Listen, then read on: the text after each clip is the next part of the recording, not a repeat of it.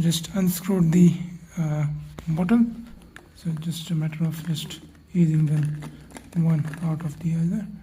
So these are the, so this is my generator car, this is the other generator car, this is the first AC rather, and let me take out the others as well.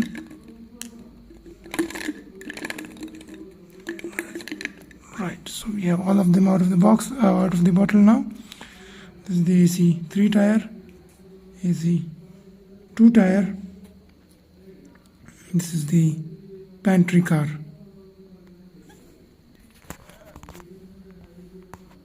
So there you have train in a bottle. Thank you for watching Next Trains. Don't forget to like, share, subscribe Next Trains, and share the joy of model trains and model journeys.